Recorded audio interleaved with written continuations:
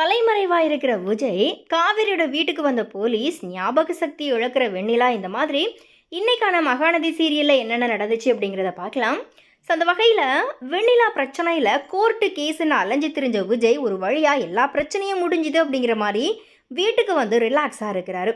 அப்போது சித்திக்கிட்ட அஜய் பற்றி நீங்கள் கவலைப்பட வேண்டாம், அஜயோட சந்தோஷமான வாழ்க்கைக்கு நான் பொறுப்பேற்றுக்கிறேன் அப்படிங்கிற மாதிரியும் சொல்கிறாரு. அந்த நேரத்தில் விஜயோட ஆஃபீஸ்லேருந்து கால் பண்ணி வெண்ணிலா தற்கொலை முயற்சி பண்ணிட்டதா செய்தி வருது. இதை கேட்டதும் அதிர்ச்சியான விஜய் ஃபோனில் வெண்ணிலா பற்றின நியூஸை வந்துட்டு பார்க்குறாரு. அப்போது தாத்தா லாயருக்கு கால் பண்ணி நடந்த விஷயத்த சொல்லி விஜய்க்கு முன்ஜாமீன் கேட்குறாரு. ஏன்னா வெண்ணிலாவோட தற்கொலைக்கு விஜய் தான் காரணம் அப்படிங்கிற மாதிரி செய்திகள் வந்த நிலையில் விஜயை அரெஸ்ட் பண்ணுறதுக்கு போலீஸ் கண்டிப்பாக வருவாங்க அப்படிங்கிறது தாத்தாவுக்கு தெரியும். அதனால் லாயர் மூலியமாக முன்ஜாமீன் எடுக்கலாம் அப்படிங்கிற மாதிரி முயற்சி எடுத்தார். ஆனால் லாயர் அதெல்லாம் வேண்டாம், விஜய் யாருக்கும் தெரியாமல் தலைமறைவாக இருந்தாலே போதும் அப்படிங்கிற மாதிரி சொல்லிடுறாரு. அதன்படி விஜய் வீட்டில் இருந்து கிளம்பிடுறாரு. அதுக்கப்புறமா காவேரி கங்கா கிட்ட பேசிகிட்டு இருக்கும்போது, கங்கா நேற்று முழுக்க விஜயோட தான் இருந்தியா அப்படிங்கிற மாதிரி கேட்குறாங்க. அப்போது காவேரி ஆமாம் அப்படிங்கிற மாதிரி சொல்லிக்கிட்டு இருக்கும்போதே சாரதா வந்து விஜயை விவாகரத்து பண்ண சொல்கிறாங்க. அந்த நேரத்தில் பதற்றத்தோட குமரன் வந்து வெண்ணிலா தற்கொலை செஞ்ச விஷயத்த சொல்கிறாரு.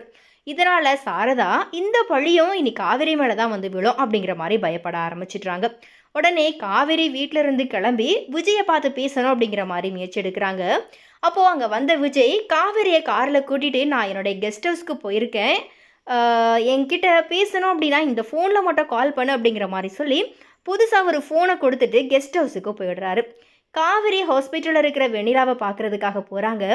அங்கே வெண்ணிலாவோட மாமா அழுதுகிட்டு இருக்கிறத பார்த்ததும் காவேரி அவர்கிட்ட பேசுகிறாங்க.